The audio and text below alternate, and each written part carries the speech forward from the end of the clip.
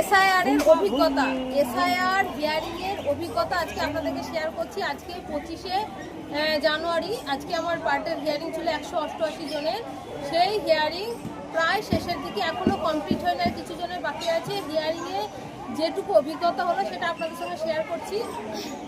মানুষজনের প্রচণ্ড ভিড় এবং মানুষকে যেভাবে বলে দেওয়া হয়েছিল ডকুমেন্টস আনার কথা, মানুষ কিন্তু তার থেকে অনেক বেশি ডকুমেন্টস নিয়ে চলে আসছে। তার জন্য প্রত্যেকটা ডকুমেন্টস সাজাতে এবং ম্যাপিং করতে একটু দেরি হচ্ছে। সব শুধু প্রায় 500 জন, আমার যেখানে বুথটা বসেছে আমার বুথে 500 জন মতন হিয়ারিং হচ্ছে। অনেক অনেক সময় লাগলো, বিকেল গড়িয়ে গেল হিয়ারিংয়ে।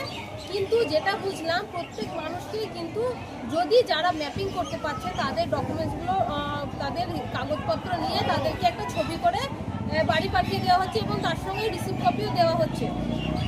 এবং যাদের ম্যাপিং হচ্ছে না তাদেরকে কিন্তু পুনরায় ঘুরিয়ে দেওয়া হচ্ছে। এবং হিয়ারিংয়ের জায়গায় কিন্তু স্যারদের ক্ষেত্রে বা অফিসারদের ক্ষেত্রে কিন্তু কোনো সমস্যা নেই, কিন্তু সাধারণ মানুষের ক্ষেত্রে কিন্তু অনেক অসুবিধা হচ্ছে। কারণ কি, সাধারণ মানুষ কিন্তু অনেক ঝামেলা করছে। কারণ কেউ বলছে ওকে আগে দিচ্ছে, কেউ বলছে ওকে আগে দিচ্ছে, এইসব নিয়ে একটু ঝামেলা হচ্ছে। তাছাড়া কিন্তু কোনো সমস্যা সেরকম নাই। তবে হিয়ারিংটা কিন্তু আমাদের সুস্থভাবে সম্পন্ন হলো, কোনো ঝামেলা ঝঞ্ঝাট অশান্তি এসব হয়নি।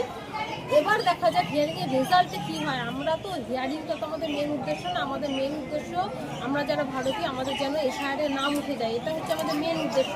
তাই সেই উদ্দেশ্য আমাদের কতটা সফলতা পেল সেটাই হচ্ছে আসল বিষয়।